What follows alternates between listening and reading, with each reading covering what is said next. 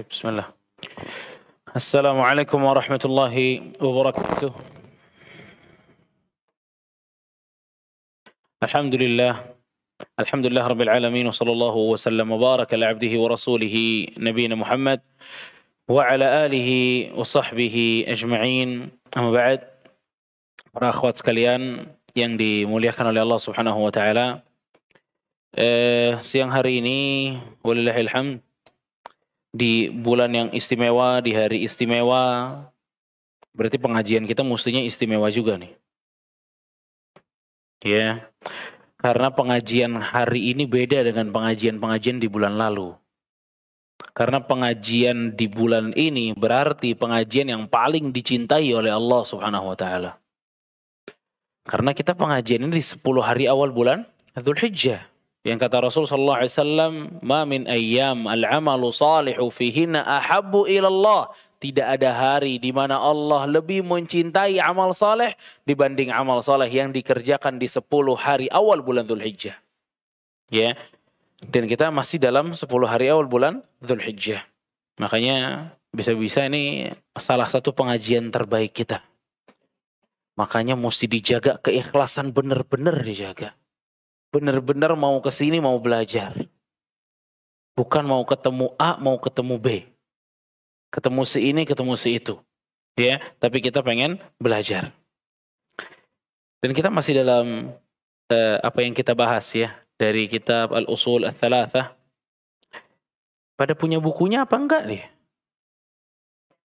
Kenapa enggak punya bukunya? Punya buku aja kadang-kadang suka nggak nyambung. Apalagi nggak ada bukunya. Ya. Nih, coba kita tungguin Ustaz Aiman nih. Terakhir kita bahas apa? Muqaddimah sampai surat Al-Asr belum? Surat Al-Asr udah dibahas belum ya? Dalilnya belum ya? Terus apa yang dibahas? 4 hal itu kan? Masih ingat gak? Bismillah, apa aja? Masya Allah, luar biasa. Bagus, bagus. Segitu gak punya buku, gimana kalau punya buku? Hah? Luar biasa. Ini bukunya yang ini juga cukup nih. Ini kan kita udah belajar yang tengah. Di awal-awal kita Qawaidul Arba nih kita pakai buku ini juga sebenarnya itu. Qawaidul Arba yang tengah, sekarang kita Usul Salasah. Ya, pakai buku ini juga cukup ya. Intinya Usul Salasah lah. Kemarin kita katakan bahwa penulis dalam kitabnya Usul Salasah ini punya 2 muqaddimah, 2 pendahuluan. Pendahuluan pertama tuh tentang 4 hal itu. 4 hal: ilmu, amal, dakwah, sabar. Nah, kalau yang punya bukunya, setelah penulis mengatakan tentang 4 hal tersebut, langsung disertai dalilnya oleh penulis. Wad dalilu qauluhu ta'ala, Bismillahirrahmanirrahim, wal 'asr innal insana lafi khusr illa alladhina amanu wa 'amilus salihati wa tawasaw bil haqqi wa tawasaw bis sabr. Dalil dari butuhnya seorang muslim 4 hal tadi itu adalah surat Al-Asr. Butuhnya seorang muslim akan ilmu, amal, dakwah, sabar, itu ada perintahnya pada surat Al-Asr. Surat yang udah kita hafal semua. Sekarang tinggal kita lihat. Kalau dari 4 hal yang disebutkan oleh penulis, ilmu, amal, dakwah, sabar, kita lihat surat Al-Asr coba. Di dalam surat Al-Asr, ya, ada nggak sih perintah agar kita beramal? Ada nggak perintah agar kita beramal? Ada nggak surat Al-Asr? Ada. Di bagian mana? Wa amilus salihat. Sesungguhnya semua orang itu rugi kecuali illal ladzina amanu wa amilus salihat. Ada nggak di dalam surat Al-Asr itu perintah tentang dakwah? Wa tawasaw bil haqq wa tawasaw bis sabr. Ada nggak di dalam surat Al-Asr itu perintah tentang sabar? Sabar. Ada nggak di dalam surat Al-Asr itu perintah tentang ilmu? Ilmu yang tidak tercantum di dalam surat Al-Asr. Tapi kata penulisnya, 4 hal yang dibutuhkan manusia tadi itu dalilnya surat Al-Asr. Tapi begitu kita lihat surat Al-Asr, mana ilmunya? Nggak ada. Kalau dakwah ada, sabar ada, amal ada.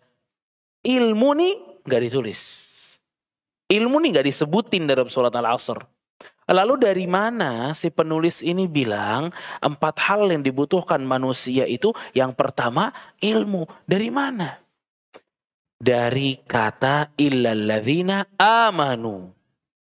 Dari kata apa? Iman. Kenapa di sini iman tapi penulis bilangnya apa? Ilmu. Kenapa? Karena iman itu butuh ilmu. Jangan cerita beriman kalau nggak punya ilmu. Nggak mungkin. Nggak mungkin kita meyakini sesuatu yang kita nggak tahu. Nggak mungkin. Iman kan kepercayaan tuh. Keyakinan. Gimana caranya kita meyakini sesuatu yang kita nggak tahu? Itu nggak mungkin. Makanya butuh ilmu. Makanya disebutkan oleh penulis yang pertama apa? Ilmu. Allah sebutin yang pertama apa? Illalladzina amanu. Orang-orang yang beriman. Yakni yang berilmu. La yadkhulul jannata ilal mu'min, kata Rasulullah. Tidak ada yang masuk surga kecuali seorang mukmin. Dan seorang mukmin pasti ada ilmu, pasti. Tambah ilmunya banyak, imannya juga mestinya tambah banyak. Karena banyak hal yang bisa dia yakini, karena banyak hal yang bisa dia imani. Ya. Makanya di sini penulis rahimahullah taala beliau mengatakan 4 hal itu semuanya berdasar dari surat Al-Asr. Ya. Berdasar dari surat Al-Asr. Dan surat Al-Asr ini kata Al-Imam Asy-Syafi'i rahimahullah taala di selanjutnya, wa qala Asy-Syafi'i rahimahullah, "Law ma anzalallahu hujjatan ala khalqihi ila hadhihi surah lakafathum." Kalau saja Allah tidak menurunkan surat kecuali surat Al-Asr untuk menegakkan hujjah bagi manusia, lakafathum, cukup tuh surat. Makanya surat Al-Asr ini sebenarnya dalam banget surat Al-Asr. Ya. Dan ini alhamdulillahnya surat-surat yang apa ya, yang dalam gini nih, yang singkat namun maknanya padat ini, Masya Allah, kita hafal terus loh. Al-Ikhlas hafal kan? Hafal tuh dalam banget gitu Al-Ikhlas. Dalam banget tuh. Allah tuh memudahkan gitu loh. Surat-surat yang maknanya padat banget, yang menjadi pondasi-pondasi dalam Islam itu, biasanya justru dalam surat pendek yang bisa kita hafal. Al-Fatihah, Al-Ikhlas, ya Allah pendek tuh. Tapi maknanya luar biasa. Al-Asr, kata Syafi'i, kalau cukup 1 surat aja udah. Untuk manusia menegakkan hujjah bahwa nggak ada yang beruntung kecuali 4 tipe tadi. Ila ladzina amanu wa amilus salihat wa tawasaw bil haqq wa tawasaw bis sabr. 4 tadi tuh. Siapa yang mau ilmu, amal, dakwah dan sabar, ini beruntung baru. Kita bisa jalanin ini beruntung gitu. Ya. Diikuti dengan perkataan Imam Al-Bukhari rahimahullahu taala. Wa qala Al-Bukhari rahimahullahu taala, babun al-ilmu qabla al-qawli wal amal. Bab berilmu dulu sebelum berkata dan beramal. Apa nyambungnya dengan 4 yang tadi itu? Kan penulis bilangnya pertama apa? Ilmu. Habis ilmu apa? Amal. Habis amal dakwah. Habis dakwah sabar. Ini kata Bukhari udah bilang ilmu didahulukan daripada perkataan dan perbuatan. Berarti kalau kita mau mengatakan sesuatu tentang agama Allah, butuh apa? Ilmu. Kalau kita mau mengamalkan sesuatu tentang agama Allah, butuh apa? Ilmu. Berarti yang gak pakai ilmu gak usah didengerin ngomongannya. Ya. Kan sekarang semua orang bicara kalau tentang agama. Ulama udah pasti deh dia ngomong. Dai pasti ngomong. Ya. Masalah hari ini YouTuber ikut ngomong. Selebgram ikut ngomong. Padahal kita nggak pernah tahu sejarah dia belajar agama nih kapan. Keluaran mana, sama siapa belajarnya, pesantren apa, kita nggak pernah tahu. Ngomong, parahnya kita dengar. Kita nontonin podcast yang ngomongin agama berdua. Padahal nggak tahu agama sama sekali. Udah gitu syubhat lagi jadinya. Ya. Al-ilmu qabla al-qawli wal-amal. Ini jadiin konsep hidup aja ibu-ibu. Aman langsung. Berilmu dulu sebelum berkata dan beramal. Udah. Ini konsep paling tepat. Ilmu dulu baru tuh berkata dan beramal. Wa dalilu qauluhu ta'ala, apa dalil bahwa ilmu dikedepankan daripada perkataan dan perbuatan? Dalilnya adalah surat Muhammad ayat ke-19. Surat Muhammad ayat ke-19. Pada surat Muhammad ayat ke-19 Allah mengatakan, fa'lam annahu la ilaha illallah wastaghfir lidhanbik. Dalam surat Muhammad ayat 19 Allah mengatakan, fa'lam, ketahuilah, berilmulah. Berarti ilmu dulu nih kata Allah. Annahu la ilaha illallah, bahwa la ilaha illallah. Ilmu dulu baru mengatakan la ilaha illallah. Wastaghfir lidhanbik, lalu bertaubatlah, beristighfarlah, lalu amal. Berarti memang konsep yang dibilang sama Imam Bukhari itu ada dalam Al-Quran. Ilmu dulu sebelum bicara dan beramal. Ya, pada surat Muhammad ayat ke-19. Para akhwat yang dimuliakan oleh Allah Subhanahu wa taala. Ini memang kalau kita bisa amalin nih, ilmu dulu sebelum berkata dan beramal, aman nih. Emang kita kadang-kadang ngomong dulu, gerak dulu, padahal nggak tahu ilmunya. Ya, dan ini membahayakan, musibah sebenarnya. Ya, bicara aja dulu, benar enggaknya nanti. Ya, dan ini berbahaya. Padahal di dalam Al-Quran tuh ilmu dulu, baru perkataan dan amal. Ya. Nah, ini muqaddimah yang pertama, ibu-ibu sekalian. Ya, muqaddimah yang pertama. Muqaddimah penulis itu ada dua. Sebelum dia masuk ke jantung bukunya, muqaddimahnya ada dua. Kalau tadi 4 perkara kan, sekarang penulis bilang lagi, i'lam rahimakallah annahu yajibu ala kulli muslimin wa muslimah ta'allumu hadhihi tsalathil masail wal 'amalu bihin. Judul kajian kita hari ini apa? Hah? 3 sikap penting ya seorang muslim. 3 sikap penting. Ini 3 sikap inilah yang akan penulis tuangkan di dalam muqaddimah dia yang kedua. Jadi total muqaddimah itu ada 7 perkara yang bakal kita pelajari. 4 sudah kemarin dengan dalilnya surat Al-Asr. Sekarang 3. Jadi 7 semuanya. Ya, itu semua masih dalam rangkaian pendahuluan atau muqaddimah. Beliau mengatakan di sini, i'lam rahimakallah annahu yajibu ala kulli muslimin wa muslimah. Ketahuilah, semoga Anda dirahmati oleh Allah. Annahu yajib, sesungguhnya wajib untuk setiap muslim dan muslimah mempelajari 3 hal dan mengamalkannya. Ya, dan mengamalkannya. Bukan hanya dipelajari, tahu informasinya doang tapi nggak ada amal, bukan. Harus diamalkan. Harus diamalkan. Apa aja? Yang pertama, annallaha khalaqana wa razaqana wa lam yatrukna hamala. Bahwasanya Allah yang telah menciptakan kita, Allah yang telah menciptakan kita, memberikan rizki kepada kita, Allah yang telah menciptakan kita dan memberikan rizki kepada kita, tidak membiarkan kita begitu saja. Allah yang udah ciptain kita, ngasih rezeki kita, tidak membiarkan kita begitu saja. Ya, Allah tidak membiarkan kita begitu saja. Namun Allah mengutus seorang rasul kepada kita. Namun Allah Subhanahu wa taala mengutus seorang rasul kepada kita.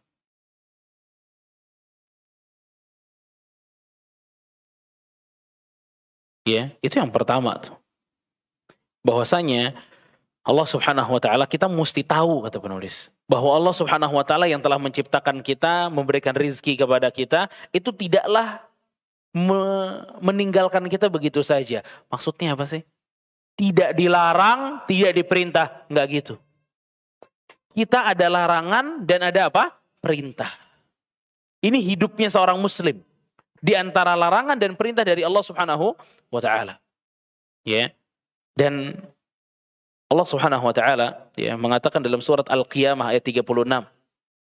Pada surat Al-Qiyamah ayat 36, Allah Subhanahu wa taala mengatakan, "Ayahsabul insanu an yutraka sudah." Apakah manusia itu ngira bahwa Allah akan membiarkan mereka begitu saja? Kata Al-Imam Syafi'i, la yunha wa la yu'mar, enggak ada larangan, enggak ada perintah, enggak mungkin. Ya. Jadi pada surat Al-Qiyamah ayat 36, ya, itu kita udah dikasih tahu sama Allah Subhanahu wa taala bahwa enggak mungkin Allah menciptakan, Allah memberikan rizki, tapi dibiarkan begitu saja. Enggak ada tujuannya, enggak ada hikmahnya, enggak mungkin. Enggak mungkin. Pasti ada hikmahnya. Dan kita harusnya sudah betul-betul hafal hikmah penciptaan kita itu apa? Agar apa? Kita diciptakan agar apa? Beribadah kepada Allah. Memang kita diciptakan untuk belajar nih kayak gini. Kita diciptakan untuk puasa. Kita diciptakan untuk sholat. Untuk takbiran. Memang itu. Kita diciptakan untuk itu. Itu kita diciptakan untuk ibadah. Wa ma khalaqtul jinna wal insa illa liya'budun. Kecuali untuk beribadah, kata Allah. Ya, kecuali untuk beribadah kepada Allah Subhanahu wa taala. Makanya para akhwat yang dimuliakan oleh Allah Subhanahu wa taala, ini apa namanya? Hal pertama, kata penulis, yang wajib diketahui bahwa Allah tidak membiarkan kita begitu saja. Enak banget kita makan rizki dari Allah, tapi kita tidak melakukan apa yang Allah perintahkan. Ya, jadi Allah Subhanahu wa taala menciptakan kita, memberikan rizki bagi kita, ya, dan Allah Subhanahu wa taala memerintahkan kita dan melarang kita. Ya, karena tujuan kita adalah untuk beribadah kepada Allah Subhanahu wa taala. Baik. Kalau Allah ciptakan kita kan untuk ibadah. Ya. Lalu sebenarnya apa yang Allah inginkan dari ibadahnya kita? Ayo. Apa sih yang Allah inginkan dari ibadahnya kita tuh? Allah mau apa? Hah? Allah pengen apa? Apakah ada satu hal yang diinginkan oleh Allah Subhanahu wa taala? Aku ciptakan kalian beribadah, aku larang kalian, aku perintahkan kalian. Ya untuk Allah tuh dapatnya apa? Benefit buat Allah tuh apa? Hah? Keuntungan bagi Allah Subhanahu wa taala tidak ada. Tuh bayangin. Keuntungan ada apa sih? Ada yang berubah, tambah kerjaannya Allah? Gak terjadi apa-apa. Semua nih gak mau ngaji nih, bubar, Al-Fatihahnya hancur, gak ada yang sujud. Ada apa di sisi Allah? Gak jadi sempit kerajaannya Allah, gak ada apa-apa. Gak ada apa-apa. Karena yang butuh memang balik lagi kita semua yang butuh. Allah tuh gak dapat apa-apa. Gak ada benefit apapun Allah. Mau sholat ke, gak sholat ke, baliknya ke kita. Mau sedekah, gak sedekah, urusannya ke kita. Jadi jangan pernah merasa berjasa di hadapan Allah. Saya udah ibadah. Namun Allah begini dan begitu. Terus ibadah kita tuh yang mana? Yang mau dibanggakan depan Allah yang mana? Yang sholat kita ngambang ke sana kemari. Yang kalau barang hilang ingatnya pas sholat melulu. Masa yang kayak gitu ibadah yang kita banggain kepada Allah? Ini nggak ada sama sekali benefit bagi Allah, keuntungan bagi Allah tidak ada. Namun Allah Subhanahu wa taala menginginkan satu hal. Dan ini menggambarkan bagaimana Allah Subhanahu wa taala ini cukup rahim banget. Kasih sayangnya begitu besar. Tahu nggak? Apa sih yang diinginkan sama Allah kalau kita udah ibadah tuh Allah pengen apa? Allah cuma pengen satu. Allah ingin membalas yang baik dengan kebaikan. Yang buruk dengan keburukan.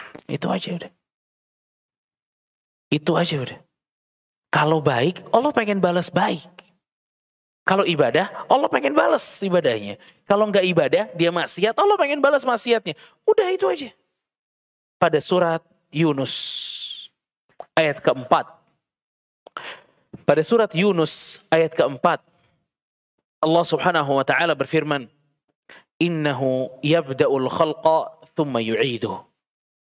Dalam surat Yunus ayat keempat Allah mengatakan, sesungguhnya Allah yang menciptakan lalu mematikan.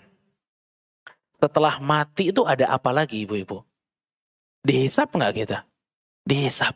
Buat apa pakai dihisap? Kata Allah Subhanahu wa ta'ala, liyajziyal ladzina amanu wa 'amilus solihati bil qist. Agar Allah bisa memberikan balasan kepada orang-orang yang beramal soleh. Tuh lihat. Allah cuma pengen balas doang. Allah nggak punya benefit apa-apa. Kecuali ingin lagi benefitnya ke kita lagi. Agar dibalas aja udah. Luar biasa tuh. Bagaimana rahimnya Rabbuna tabaraka wa ta'ala. Gimana kasih sayangnya Allah Subhanahu wa ta'ala. Yang nggak benar dibalas juga. Walladzina kafaru lahum syarabun min hamim wa 'adzabun alimum bima kanu yakfurun.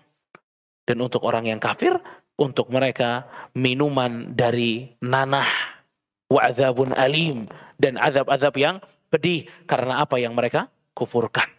Karena apa yang mereka ingkari. Tuh. Jadi Allah Subhanahu wa ta'ala, kita diminta ibadah sama Allah. Terus Allahnya apa? Mau apa Allahnya? Cuma mau ngebales kita doang. Allahu Akbar. Gak ada apa-apa udah. Subhanallah. Ya. Bagaimana Allah Subhanahu wa ta'ala nih baiknya sama manusia yang luar biasa. Ya. Ubudiyah yang kita lakukan kepada Allah hanya untuk dibalas oleh Allah Subhanahu wa ta'ala.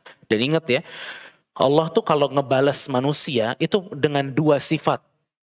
Dua sifatnya Allah. Ya. Dengan sifat karam, kemuliaan, kedermawanan, itu sifatnya. Pakai kedermawanannya Allah. Yang kedua, pakai sifat adilnya Allah. Dua sifat nih. Sifat kedermawanan dan sifat apa? Keadilan. Sifat kedermawanan ini akan timbul pada saat Allah menghisap para orang-orang mukminin. Ya, apa sih? Sekarang gini, surga nih harganya mahal apa murah? Ini mahal banget. Kalau main jujur-jujuran kita, ini ibadah mana yang kita lakukan yang sampai bisa membeli nikmat yang selama-lamanya ada tanpa terputus? Apa sih yang kita lakukan tuh? Tahajud. Kita tahajud paling berapa tahun? Hidup aja cuma 60 tahun. Kok bisa Allah membalas ibadah seseorang yang cuma dari 60 tahun paling dia ibadah juga 50 tahun?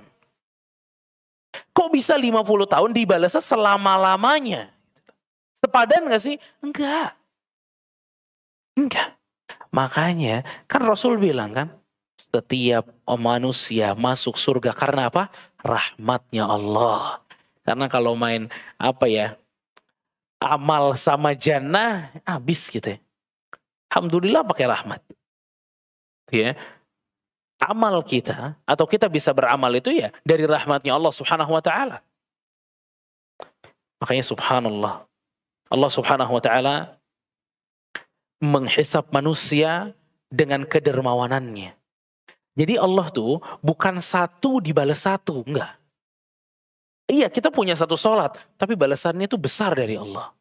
Itu syakur namanya tuh. Ya, Allah kan syakur tuh. Syakur tuh itu. Ngebales sesuatu lebih dari apa yang diberikan. Lebih dari apa yang diberikan. Bayangin tuh. Jadi nggak setimpal. Balasan Allah tidak setimpal. Ibadah kita minim tapi balasan maksimal. Kan siapa yang nggak mau? Itulah Allah Subhanahu wa ta'ala. Itu dengan kedermawanan ya. Di sisi lain Allah akan menghisap orang dengan apa? Keadilan. Kan kalau amal baik kan dibesarin tuh sama Allah. Kalau maksiat Allah tidak besarkan. Allah hisap sesuai dengan keadilan aja. Maksiat 1, hukuman 1. Maksiat 2, hukuman 2. Udah. Nggak dibesarin sama Allah, enggak. Kalau amal baik ya dibesarkan sama Allah, balasannya lebih besar. Tapi kalau maksiat seimbang. Lihat, itulah keadilan. Allah tidak pernah menzalimi orang. Ya. Dan subhanallah, makanya kan konsep dalam hidayah dan kesesatan juga seperti itu kan. Hidayah dan kesesatan itu ditentukan dengan apa? Dengan rahmat dan keadilan Allah. Bahwa setiap orang yang sesat itu dari keadilannya Allah. Bahwa orang itu menurut Allah memang pantas dapat kesesatan. Kan kita kadang-kadang kan suka dalam tanda kutip protes. Tuh orang baik padahal tuh. Ya, kok gak dapat hidayah ya? Ya, tuh orang begini, tuh orang begitu. Tapi kenapa gak dapat hidayah ya tuh orang tuh? Pertama, ini bukan urusan kita. Ya. Dan Allah itu kalau memberikan kesesatan bagi seseorang, ibu-ibu, itu dengan keadilan, gak mungkin zalim. Gak mungkin tuh, sebenarnya dia pantas dapat hidayah nih. Enggak. Kalau Allah bilang dia gak dapat hidayah, berarti dia gak pantas dapat hidayah. Saya sering ulang-ulang cerita dari pamannya Nabi SAW. Abu Talib, panitia kajian tuh Abu Talib itu. Dia yang pasang badan kalau Nabi mau kajian tuh dia yang pasang badan. Nabi ngaji aja. Gue di depan gitu, deh tenang. Kalau ada yang nyerang-nyerang gue siap pasang badan. Itu Abu Talib. Itu panitia kajian pertama tuh. Ya. Sebenarnya panitia kajian tuh ada 2. Ada Khadijah sama Abu Talib. Maka yang jadi panitia kajian berkaca dengan 2 orang ini. Dua-duanya panitia kajian. Abu Talib panitia kajian, Khadijah juga panitia kajian. Tapi hasilnya beda. Abu Talib di neraka, Khadijah di surga. Kenapa? Karena Khadijah mau memanfaatkan dakwahnya Nabi SAW. Mau mendengarkan dakwahnya Nabi SAW. Abu Talib nggak mau. Makanya panitia kajian juga ada 2 tipe. Yang maunya bikin kajian doang nggak mau dengerin. Berarti salafnya siapa? Abu Talib, hati-hati. Tapi sebelahnya, panitia kajian dan semangat ngaji, maka salafnya Khadijah. Hati-hati. Ya, karena panitia kajian ternyata ada salaf yang kafir juga, na'udzubillah. Ya, fala haula wala quwata illa billah. Nah, Talib sudah jadi panitia kajian, kok masuk neraka? Kan orang-orang bilang, kenapa Allah tidak memberikan hidayah kepada Abu Talib? Tenang. Mungkin Allah zalim, nggak mungkin deh. Karena Abu Talib berarti pantas dapat kesesatan, nggak pantas dapat hidayah menurut Allah. Memang kan akhir kehidupannya Abu Talib sendiri bilang, laulal masbah, kalau bukan karena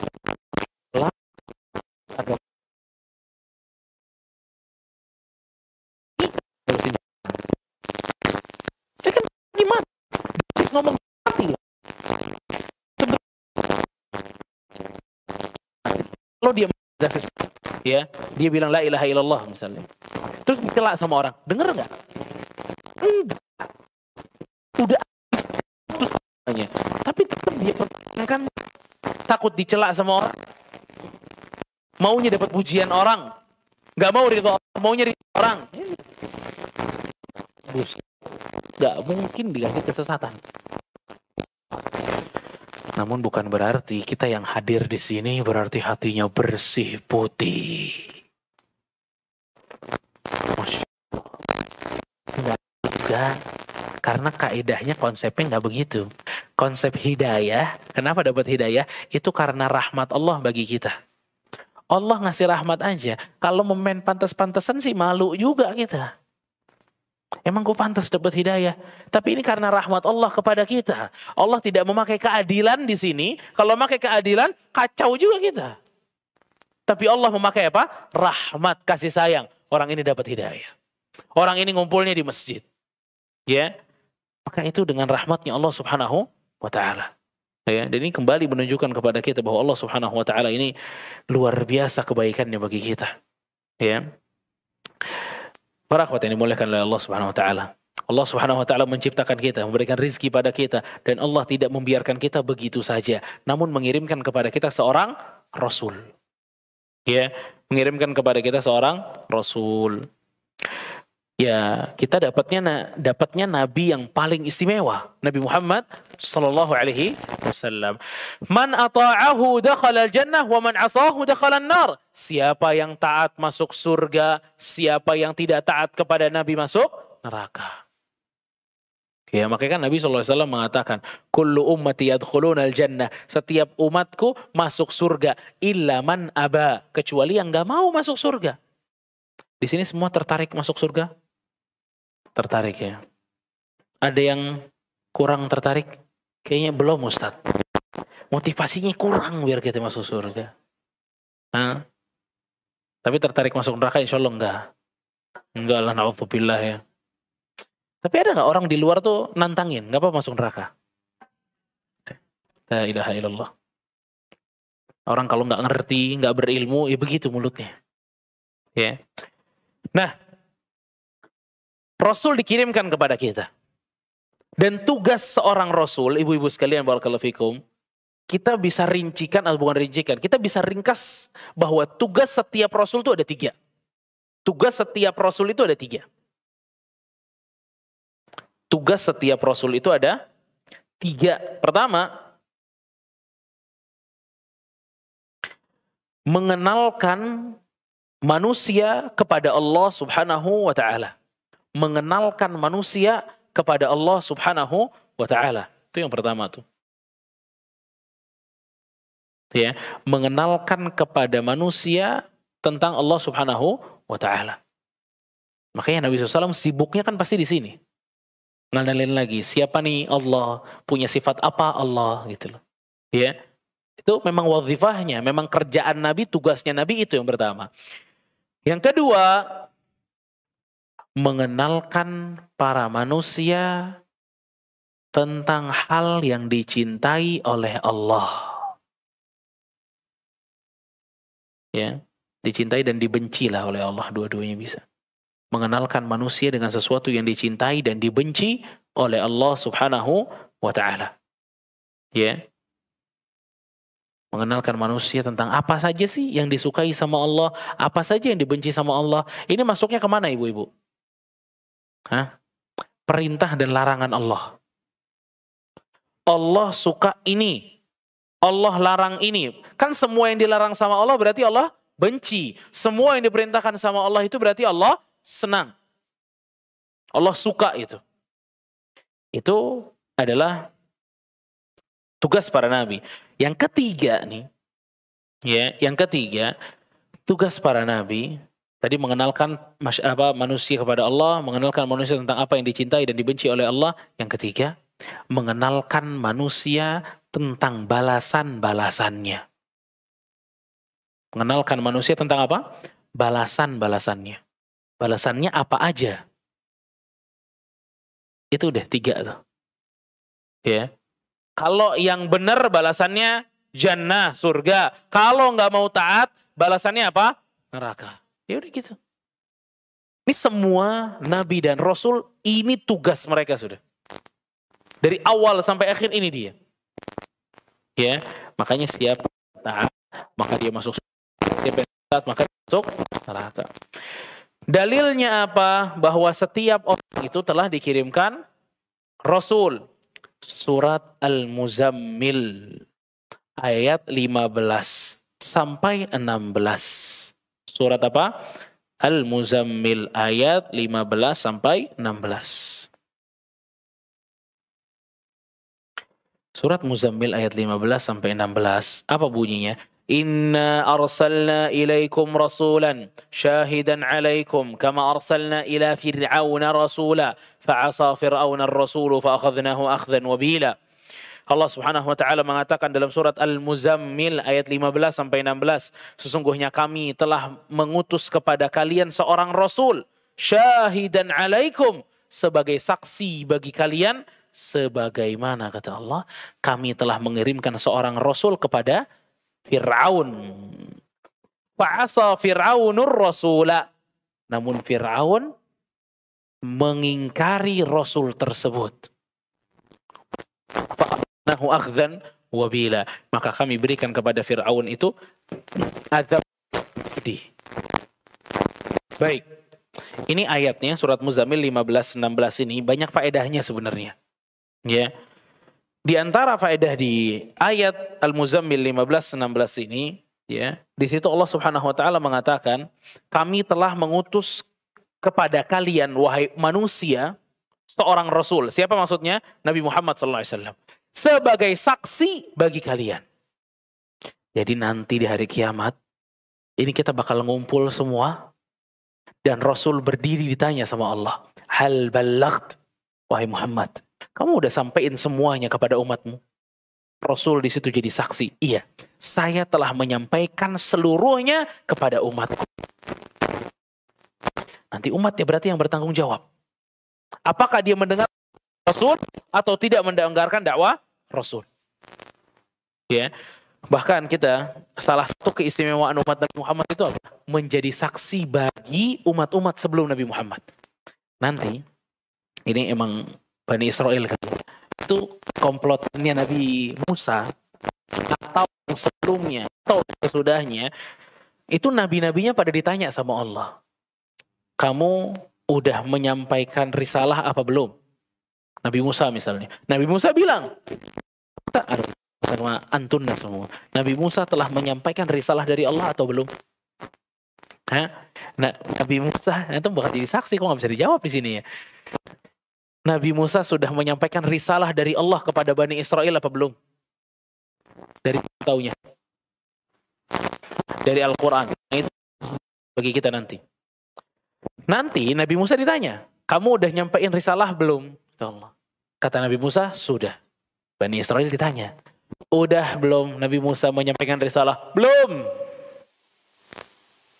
Kita nih kufur nih gara-gara dia gak menyampaikan kepada kita. Allah minta satu saksi. Nabi Musa mengatakan umat Muhammad saksinya. Kita datang terus kita bersaksi bahwa Nabi Musa telah menyampaikan agamanya Allah Subhanahu wa taala. Kita semuanya tahu dari mana? Al-Quran. Nanti Nabi yang lain begitu juga. Nabi Ibrahim kaumnya begitu juga.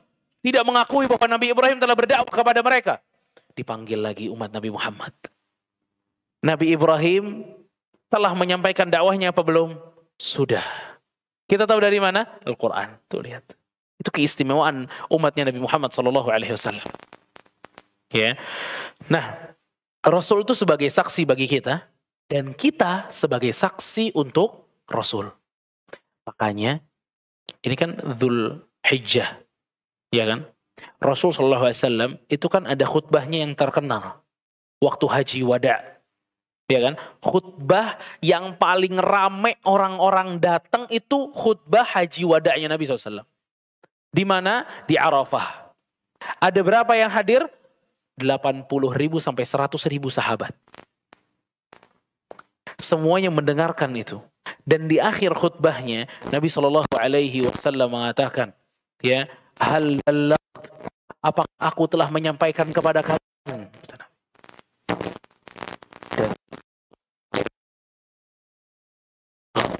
Adait wa nasaht. Engkau telah menyampaikan, engkau telah mentuntaskannya, engkau telah menasihati kami. Kenapa? Allahumma fashhad, Allahumma fashhad. Ya Allah, lihat ya Allah, Allah lihat ini ya Allah. Di dakwah terakhir Nabi SAW memang.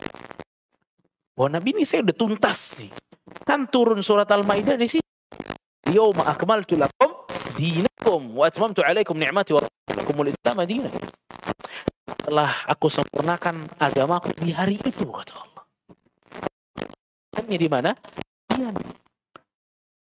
Di tanggal 9 Dzulhijjah di tanah Arafah, seluruh kaum muslimin ngumpul di situ, 100.000. Bahkan Rasul sampai mengatakan di akhir hadisnya apa? Falyuballighu syahidu minkumul ghaib. Yang hadir tolong sampai sama yang gak hadir tentang khutbah ini. Saking pentingnya. Dan itu yang menjadikan Abu Bakar nangis di situ. Dari 100.000 yang nangis Abu Bakar tok. Begitu turun ayat. Abu Bakar doang yang bisa menangkap sinyal bahwa itu adalah tanda Rasulullah SAW akan wafat. Dan di tahun itulah Rasulullah SAW wafat. Makanya Rasul haji cuma 1 kali. Ya, ada namanya haji perpisahan. Dari segenap sahabat waktu itu. Ya, sallallahu alaihi wasallam. Dan Rasulullah sallallahu alaihi wasallam, Allah Subhanahu wa taala di sini mengatakan, "Inna arsalna ilaikum rasulan syahidan alaikum kama arsalna ila fir'auna rasula." Kami ngirimin kamu rasul sebagaimana kami telah mengirimkan Fir'aun seorang rasul. Yang datang ke Fir'aun siapa? Musa. Tapi Allah tidak sebut namanya. Allah sebut apa? Jobnya. Rasul. Ngasih tahu sama kita. Fir'aun kami kirimkan Rasul. Ente berikan Rasul. Fir'aun nurut sama Rasul, dapat azab. Ente kalau nggak nurut sama Rasul juga dapat azab. Itu maksudnya. Musanya nggak disebut. Karena yang paling penting apa? Jobnya aja nih. Ya, sebagai Rasulnya ini nih. Pekerjaannya. Ya. Dan Fir'aun memang tidak mentaati Nabi Musa. Bahkan ya kita tahu. Ya, cerita yang paling banyak dalam Al-Quran itu cerita siapa? Musa dengan Fir'aun. Bulak-balik tuh. Di Al-Baqarah ada, Al-Qasas ada. Semua banyak banget ayat tuh ada tuh cerita tuh. Dan ceritanya apa namanya? Di sana ada, di sini ada. Nemplok-nemplok tuh cerita tuh. Ya, ada terus. Ya. Dan memang ceritanya ini luar biasa. Kurang ajar Fir'aun, solehnya Nabi Musa. Ya. Fa'ala kulli hal, Allah bilang lagi, fa'asa Fir'aunur rasula. Namun Fir'aun ini maksiat sama Rasulnya, mengingkari Rasulnya. Kan Fir'aun yang ngurus Nabi Musa. Dari kecil, kenapa udah gede jadi Rasul? Ya, itu juga yang mendorong Fir'aun itu gedek banget sama Nabi Musa. Yang ngasih makan gue. Begitu dia tua, kurang ajar. Kesel tuh Fir'aun. Ya, udah Fir'aun karakternya sombongnya na'udzubillah. Ya, kena begitu lagi. Subhanallah. Ya, akhirnya apa? Fa'asa Fir'aunur rasula. Fa'akhadnahu akhdan wabila. Kami berikan Fir'aun azab yang pedih. Fir'aun itu diazab di 3 tempat. Dunia, barzakh, dan neraka. Fir'aun diazab itu 3 tempat. Dunia, barzakh, dan neraka. Di dunia itu saat ditenggelamkan oleh Allah Subhanahu wa taala. Ya. Fanabadnahum fil yam. Kami tenggelamkan Fir'aun. Kami tenggelamkan apa? Fir'aun. Kan Nabi Musa dikejar-kejar sama Fir'aun. Fir'aun kan banyak. Dan itu Allah udah bilang. Jalannya Bani Israel diem-diem aja. Malam-malam jalan deh. Jalan. Ternyata depannya laut, belakang Fir'aun. Ya, di situ momen itu, ibu-ibu sekalian, itu kan Bani Israelnya udah pada putus asa. Inna lamudrakun, kata mereka. Mati gitu udah. Kalau nggak mati kelelep, mati kena Fir'aun. Tapi Nabi Musa alaihissalam bilang apa? Kalla inna ma'iya rabbi sayahdin. Enggak. Allah ini sama kita. Pasti ada petunjuk tuh, lihat tuh. Ini pelajaran besar banget. Sekuat itu loh Nabi Musa. Depannya laut, belakangnya siapa? Fir'aun. Tapi dia bilang apa? Kalla inna ma'iya rabbi sayahdin. Saya ini sama Allah di sini. Saya ini taat sama Allah. Pasti Allah kasih solusi. Solusinya nggak tanggung-tanggung lagi. Kok bisa laut terbelah gitu loh. Dan itu kering. Nggak ada basahnya sedikit, nggak ada. Ya basah. Kering-kering banget. Jadi nggak pakai tuh jalan di situ, ntar sendalnya basah, nggak ada. Nggak ada becek sama sekali, udah kering-kering banget. Lihat. Jalan semua, dan itu kan 12 lorong. Ya, 12 lorong semuanya. Jalan semua ke situ, nyebrang sampai di sana, Firaun juga ikut nyebrang. Bahkan Firaun kan sempat pede. Nih lihat, ini bantuan buat kita. Mereka masuk ke situ, ternyata Allah Subhanahu wa taala firmankan kepada laut untuk balik lagi, gulung lagi, digulunglah Firaun di situ. Laut itu salah satu tentaranya Allah Subhanahu wa taala. Makanya kalau jalan-jalan ke laut, lihat tuh. Itu kalau Allah suruh terbelah, terbelah tuh laut. Kalau Allah suruh tsunami, tsunami itu laut. Kalau suruh ombak, ombak tuh laut. Tuh tentaranya Allah. Ya. Padahal kita kalau di laut kan kecil banget ya. Kita kalau lagi di atas pesawat ngelihat laut segitu besarnya, manusia segitu kecilnya, tapi sombongan kita sama laut. Ya, belaguan kita sama laut. Laut menurut mulu. Kita mah kadang-kadang iya, kadang-kadang enggak. Padahal kalau Allah sedikit aja bilang untuk laut, datang aja ke darat. Udah habis semuanya. Selesai. Ya, fala haula wala quwwata illa billah. Fa'asa Fir'aun ar-rasul fa'akhadnahu akhdan wabila. Di dunia kena tuh azab. Ya. Kedua, di mana? Di barzakh, di sekarang. Ini hari ini. Besoknya lagi, sampai hari kiamat. Fir'aun itu kata Allah Subhanahu wa taala dalam surat Ghafir ayat 46. Pada surat Ghafir ayat 46 apa kata Allah Subhanahu wa taala? Pada surat Ghafir ayat 46 Allah mengatakan an-naru yu'raduna 'alaiha ghuduwan wa 'ashiyya. Neraka senantiasa diperlihatkan kepada Fir'aun pagi dan malam. Terus. Jadi dalam barzakhnya itu, Fir'aun itu selalu dapat siksaan nerakanya. Terus dikasih sama Allah, dilihatin. Terus kita mimpi 2 menit aja, itu udah gak nyaman banget. Tuh bayangin Fir'aun dari zaman Nabi Musa sampai kiamat. Terus-terusan. Surat Ghafir 46. Itu di barzakh. Dan ini dalil ya, bahwa azab kubur itu ada. Ada segelintir orang gak percaya azab kubur. Na'udzubillah. Ya. Dan kalau masuk atau selesai ini kiamat nih, Fir'aun muncul. Ya kan? Fir'aun muncul, apa kata Allah Subhanahu wa taala? Wa yauma taqumus sa'ah adkhilu ala fir'auna ashaddal 'adzab. Kalau udah kiamat, masukkan Fir'aun dan seluruh keluarganya, bala tentaranya, masukin ke azab yang paling pedih, kata Allah. Lihat dulu barzakh akhirat. Bayangin. Subhanallah wa la quwwata illa billah. Kenapa begitu Fir'aun? Fa'asa Fir'aun ar-rasul, enggak nurut Rasul. Kamu taat sama Rasul sallallahu alaihi wasallam. Makanya tidak taat dengan perintah Rasul sallallahu alaihi wasallam itu berbahaya. Bisa kayak Firaun. Ibu-ibu, kalau kita berpikir, ada nggak sih perintah atau larangan Rasul sallallahu alaihi wasallam yang kita tidak ikuti? Hah? Ada apa enggak? Ada ya. Anak pikir kayaknya enggak, Ustaz. Kayaknya semua alhamdulillah selesai semua, saya jauh dari Fir'aun. Ya, ternyata ada. Berarti ada kemiripan antara kita dengan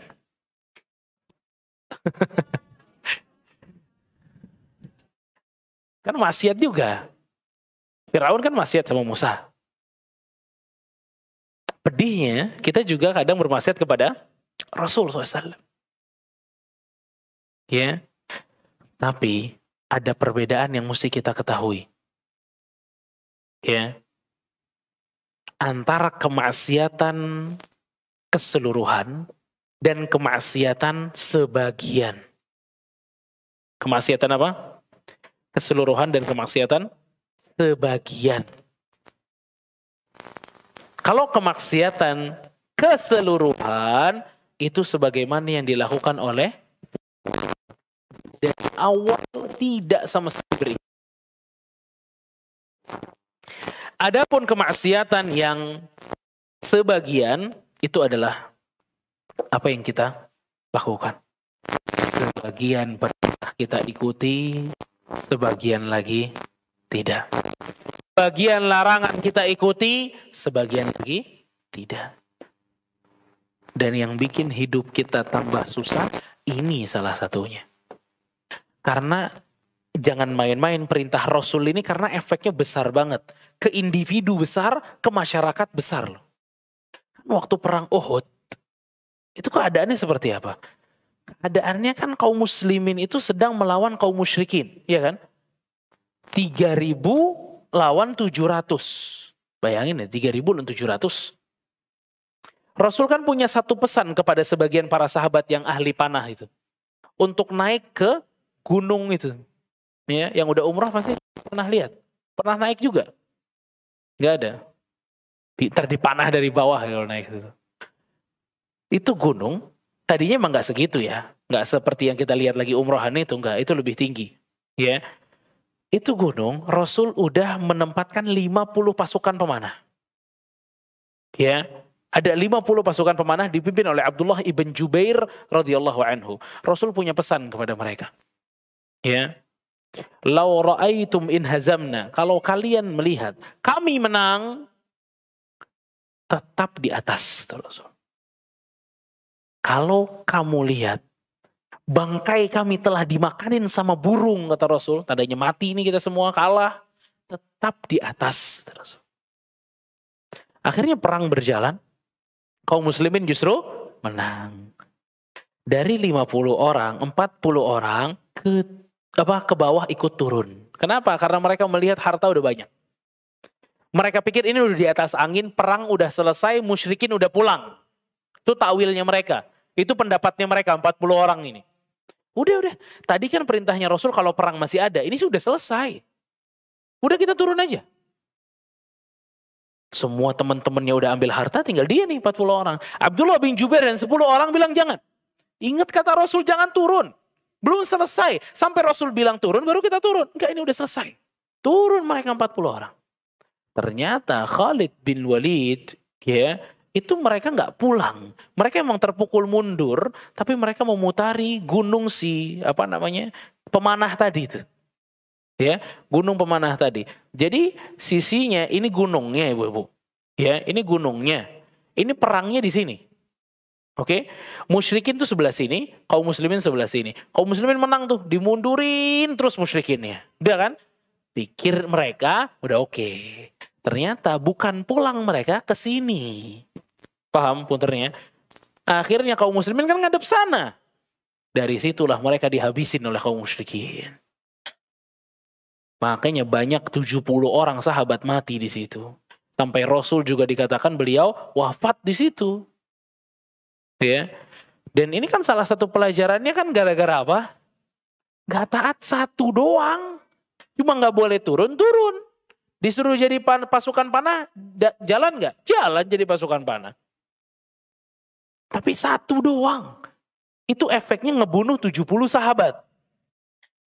Lah kita di Indonesia. Ada berapa ya kira-kira? Dari Sabang sampai Merauke.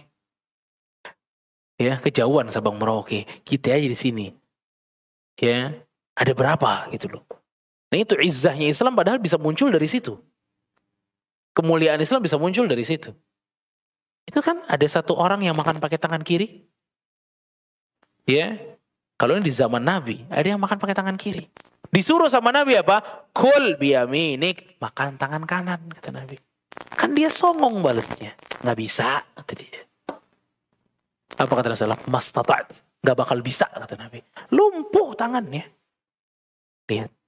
Ini yang kita pikir, ini kan cuma adab makan. Ringan. Ini sunnah Nabi. Berani belagu-belagu sama sunnah Nabi. Itu bayarannya suka kontan. Itu seremnya. Ya. Kayak Firaun di dunia aja udah kena dia. Ya. Makanya kejadian berapa minggu yang lalu? 2 minggu yang lalu. Ya, Muhammad dan Maryam. Tahu nggak? Tahu ya. Ya. Sayap tidak suci. Ya, sayap tidak suci. Itu Gak lama ya pasti ada kebinasaan yang akan mereka rasakan. Karena nih urusannya udah sama Allah. Kalau masalah Rasul itu urusannya sama Allah, jamaah sekalian. Dulu pernah sepupunya Nabi SAW menghina Nabi SAW terus. Sampai Nabi SAW itu keselnya bukan main. Karena menghina Nabi kekufuran, gak boleh dihina Nabinya. Karena menghina Nabi itu sama saja menghina Allah Subhanahu Wa Taala. Nabi SAW bilang, atau mengatakan dalam doanya, Allahumma sallit alaihi kalbak. Ya Allah, gunakanlah salah satu binatang buasmu untuk menyergapnya. Di depan dia tuh Nabi ngomong. Akhirnya ini orang ini, anaknya Abu Lahab. Ini dalam Mustadrak Al-Hakim. Dia jalan untuk ke Syam bersama dengan beberapa temannya. Itu pas di padang pasir istirahat, dia udah gak enak hatinya. Dia bilang, akhafu da'wata Muhammad. Gue takut nih, doanya Nabi Muhammad ini kejadian, dia bilang. Pada saat mereka duduk, ya, itu ada serigala yang datang. Dan serigala ini hanya ngambil dia doang satu. Subhanallah. Lihat. Dan itu kejadian di mana? Itu kan kejadian penghinaan itu di Mekah. Kaum muslimin memang gak bisa apa-apa. Tapi makhluk Allah bukan hanya manusia. Yang lain turun tangan. Jadi pada saat manusia tidak mampu membela nabinya, ada makhluk lain yang akan membela nabi. Pasti. Pasti. Gak mungkin kan? Itu udah sunnatullah sudah. Yang menghina pasti dapat balasannya. Dan seringnya apa? Kontan tuh. Dibayar di muka. Benar-benar di muka itu. Ya. Fala haula wala quwwata illa billah. Ya, makanya di sini kita juga berhati-hati bahwa isyanul juz'i atau maksiat sebagian tuh bukan membuat kita tenang, tapi membuat kita apa? Cemas mestinya. Mestinya apa-apa yang diperintahkan sama Nabi ini kita lakukan semampu kita. Fala haula wala quwwata illa billah. Ya, itu yang pertama dari 3 sikap. Ya. Yang kedua, annallaha la yarda an yushraka ma'ahu ahadun fi ibadatihi. Allah tidak rela ada orang menyembah selain Allah. Itu yang kedua, mukaddimah yang kedua. Allah tidak rela ada orang yang menyembah selain Allah. La malakun muqarrabun wala nabiyyun mursalun. Bukan, tidak malaikat, tidak pula seorang nabi. Allah tidak rela adanya seseorang yang menyembah selain Allah. Mau dia nyembahnya sama nabi, sama ustadz, sama kiai, sama habib, sama ulama, Allah nggak rela. Siapapun Allah tidak rela. Ya. Dan dalilnya adalah firman Allah pada surat Al-Jin ayat 18. Surat Al-Jin ayat 18. Wa annal masajida lillahi fala tad'u ma'allahi ahada. Sesungguhnya masjid ini milik Allah, maka janganlah beribadah kecuali kepada Allah. Ya, surat Al-Jin ayat 18. Ini kalau yang kedua itu masalah apa berarti? Kesyirikan. Ya. Masalah kesyirikan itu sebagian besar kita udah banyak bahas di mana? Di Qawaidul Arba'. Ya, jadi saya nggak ngulang lagi, ya. Nanti kita akan ulang di jantung buku ini. Jantung bukunya Usul Tsalatsa itu memang pertama itu tentang masalah tauhid. Maka yang belum belum dapat Qawaidul Arba' bisa dilihat di YouTube. Di YouTube-nya Al-Fatah tuh lengkap tuh, setahu saya tuh. Ya, dari mulai pertemuan pertama sampai selesai. Ya, tentang kitab Al-Qawaidul Arba'. Kalau Anda udah bisa menamatkan Qawaidul Arba', insya Allah pas masuk ke buku yang Usul Tsalatsa ini, insya Allah faedahnya bakal lebih banyak. Bakal lebih mudah juga bakalan. Ya. Berarti tinggal sikap yang ketiga.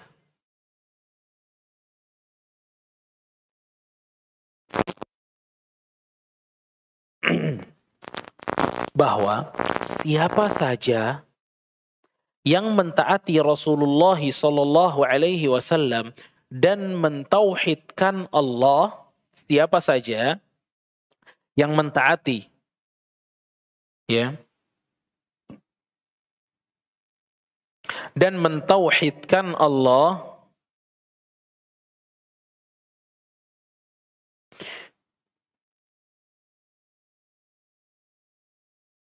maka ia tidak boleh memberikan loyalitas pada orang-orang yang memusuhi Allah dan Rasul. maka dia tidak boleh memberikan apa? Loyalitas pada orang-orang yang memusuhi Allah dan Rasul.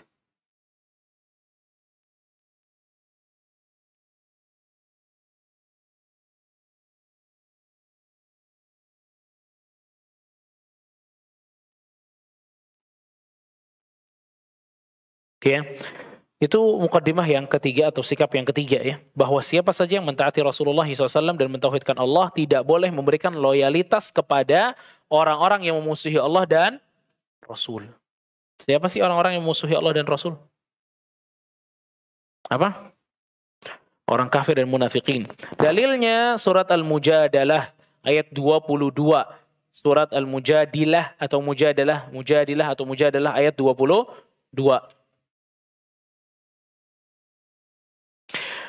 Allah Subhanahu wa taala berfirman pada surat Al-Mujadilah ayat 22. Dan ini coba dibuka dulu deh mushafnya.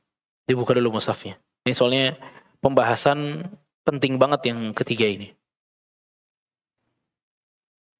Surat Al-Mujadilah ayat 22. Surat berapa tuh? Hah? 58. Surat 58.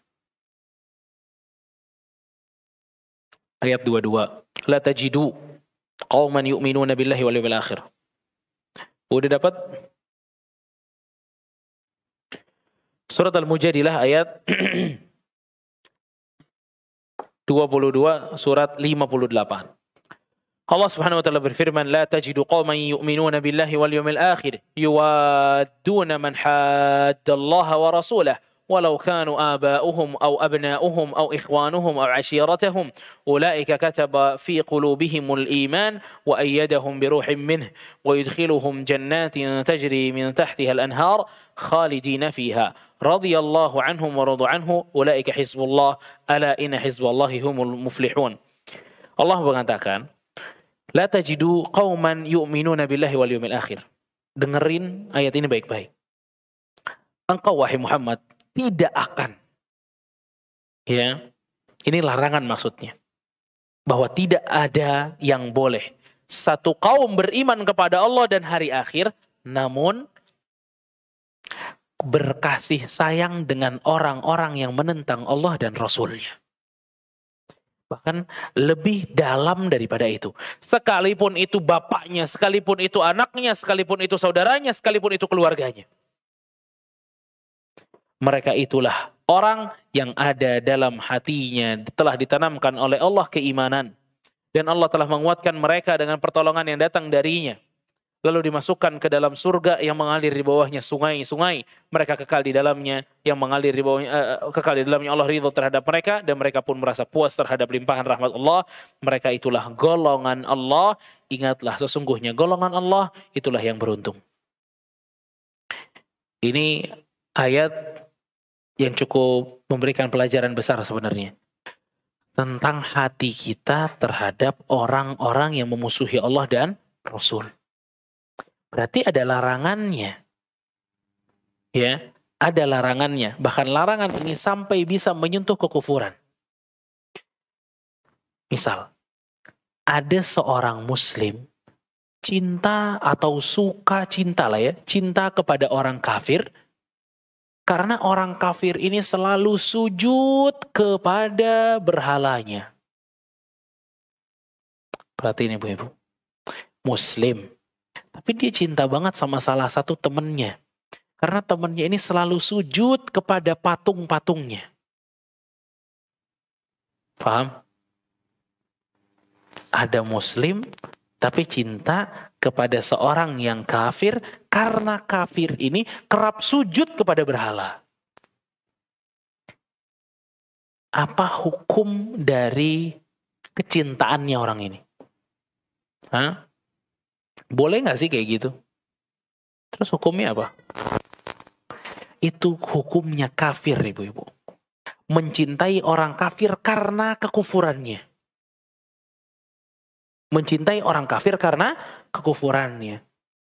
Dia suka karena dia suka sujud sama selain Allah. Ini parah banget. Kenapa bisa kafir? Memang biasanya orang yang bisa cinta seperti ini gak ada iman ini.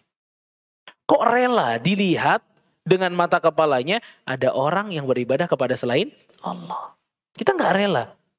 Ya, makanya saya suka bilang juga kalau nggak salah, ibu-ibu suka nonton film India apa enggak? Udah diem-diem aja lah, diem-diem aja, oke. Udah rahasia aja lah. Itu kadang di film-film itu nggak berhenti itu syiriknya. Itu bagaimana tuh reaksinya waktu ngelihat itu? Nggak ada masalah? Enak-enak aja, tambah seru. Yang punya keimanan tauhid yang benar, itu kesel luar biasa. Itu kesel luar biasa. Kenapa ada orang yang beribadah kepada selain Allah? Itu harusnya gitu. Bukan malah digedein tuh volumenya. Harusnya begitu.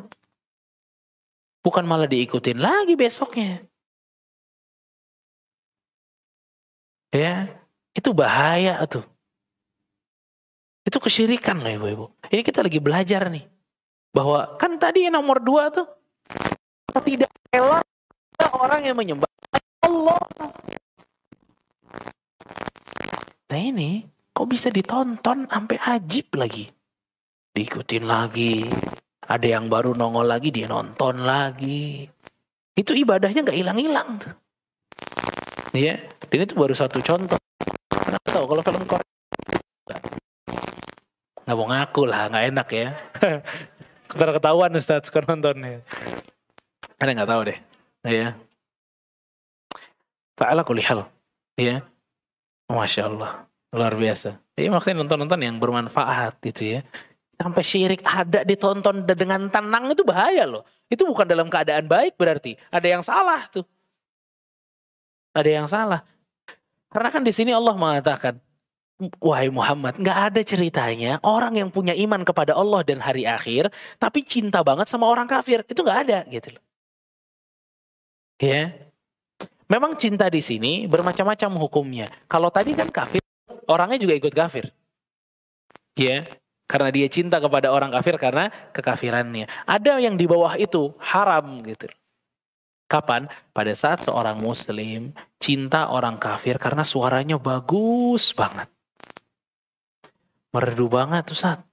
Lagunya hit semua. Ini cintanya kita sama orang kafir yang seperti itu hukumnya haram. Paling minimal itu. Ya, alhamdulillah nggak sampai kufur gitu ya. Yang jangan, masa mau ke kekufuran gitu. Ya. Saya suka nih sama si kafir ini nih. Ya, ngefans. Karena main filmnya, dramanya. Kalau main sedih banget Ustaz. Kalau romantis banget kelihatannya. Ya, ini bahaya nih. Ini muharram hukumnya. Hukumnya haram. Ya, kayak cowok-cowok ngefans banget sama pemain bola misalnya. Ya, sama Ronaldo, sama Messi, sampai Ronaldo diajak sholat, Messi diajak sholat. Kan kalau sholat pakai baju Messi, pakai baju Ronaldo. Ya Ronaldo sholat, Messi sholat. Ya, bahkan di Masjid Nabawi gitu loh keadaan. Itu orang-orang Arabnya gitu juga, pada suka pakai baju bola tapi ada namanya. Ibu-ibu jangan kasih anak-anak baju bola ada nama orang kufar, jangan. Nama kita lagi nggak ditulis, nama dia ditulis. Nama bapaknya nggak ada, nggak pernah dia bikin baju nama bapaknya belakangnya. Nggak ada. Di namanya aja, di nama KTP-nya itu nama dia semua, bapaknya nggak ada. Muhammad Arif Abdullah. Siapa nih? Bapaknya Abdullah? Bukan. Arif? Bukan. Bapaknya nggak ada namanya. Bajunya Messi, ajib. Kenapa orang kufar gitu loh? Ya. Hatta yang muslim itu mendingan doang. Ya, tapi itu bukan tokoh yang mestinya kita cintai. Bukan. Ya. Fa'ala kulli hal, kalau kecintaan yang seperti itu muharram, haram. Ya. Sebagian para ulama mengatakan kalau tabi'i, kalau natural secara dia bapak, kita cinta karena dia bapak kita, dan kecintaan ini itu boleh. Dan kecintaan ini harus timbul. Apa timbulnya? Timbulnya bersemangat untuk memberikan apa? Hidayah. Karena cinta anak kepada bapak nggak mau, sulit untuk putus. Bapak kepada anak juga sulit untuk putus. Bagaimana ibu kepada anak? Ya, kalau yang natural seperti ini, tabiatnya manusia, maka nggak apa-apa. Tapi harus menimbulkan dari kecintaan itu apa? Semangat memberikan hidayah. Karena wallah, hadiah terbaik seorang anak kepada orang tua itu hidayah. Itu paling terbaik. Mau ngasih mobil, kayak apartemen, kayak motor, kayak pulsa, apapun. Yang paling bagus hidayah. Itu Abu Hurairah, ibu-ibu. Itu mati-matian tuh. Biar ibunya dapat hidayah. Terus didakwahin sama Abu Hurairah. Dan setiap didakwahin, nyela terus. Dicela terus. Sampai Abu Hurairah nangis-nangis ke Rasulullah SAW. Terus mengatakan, ya Rasulullah, sami'atni ummi ma karrahtu. Ya Rasulullah, ibuku mengatakan sesuatu yang aku benci. Doain ya Rasulullah, doain biar dapat hidayah. Kata Rasulullah SAW apa? Allahumma hadi ummi Abi Hurairah. Kepada ibunya Abu Hurairah. Akhirnya begitu pulang mau masuk nggak boleh sama ibunya, nggak boleh masuk. Ibunya yang keluar lalu mengucapkan la ilaha illallah Muhammadar Rasulullah. Itu Abu Hurairah tuh balik lagi ke Rasul sambil nangis lagi di hadapan Rasul. Kata Abu Hurairah, ya Rasulullah, ibuku nih udah masuk Islam. Kata Aisyah, Abu Hurairah datang 2 kali, dua-duanya nangis. Pertama nangis karena sedih, kedua nangis karena senang. Dan kata Abu Hurairah radhiyallahu anhu, ya Rasulullah, doakan aku dengan ibuku. Apa kata Rasulullah SAW? Kata Rasulullah SAW, ya Allah, jadikanlah Abu Hurairah dan ibunya dicintai oleh orang-orang mukmin. Makanya Abu Hurairah bilang, tidaklah ada satupun mukmin yang mendengar nama aku kecuali dicinta denganku. Subhanallah. Jadi itu hidayah terbaik atau hadiah terbaik kepada ibunya.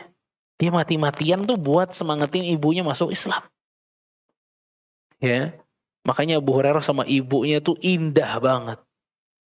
Ya, dia bawa ibunya, dia kasih tempat tinggal di Madinah ibunya, dan akhirnya masuk Islam. Dan ibunya nih udah, kalau Abu Hurairahnya masih jauh aja, Abu Hurairah udah salam teriak duluan. Assalamualaikum ya ummi, wahai ibuku. Itu ibunya nyambutnya dengan hangat banget. Selamat datang wahai anakku yang soleh. Bayangin. Ya gimana gak soleh? Dia yang paling semangat memberikan hidayah kepada ibunya. Ya, oke, jamaah barakallahu fikum. Hadiah terbaik kepada keluarga kita hidayah. Hidayah. Ya, agar kita menjadi orang yang paling aktif untuk memberikan mereka hidayah. Ya. Dan ini mukaddimah yang ketiga atau sikap yang ketiga, bahwa seorang muslim tidak boleh ya berloyalitas kepada orang-orang kafir. Ya, kalau cinta karena agamanya maka masuk kepada derajat kekufuran. Kalau cinta kepada dunianya masuk masalah keharaman, kecuali cinta-cinta yang tabiat manusia. Barakallahu fikum. Mudah-mudahan di pertemuan berikutnya udah punya buku ya. Ya. Semoga bermanfaat. Ini ada pertanyaan apa enggak ya? Pertanyaan cuma boleh kertas doang.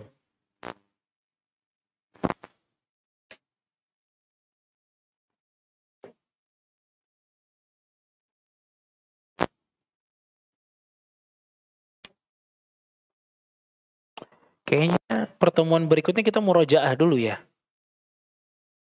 Muqaddimah ya. Aduh. Siap. Ya, berarti di pekan berikutnya, pertemuan berikutnya kita ada murojaah dulu sebentar. Kita murojaah dulu.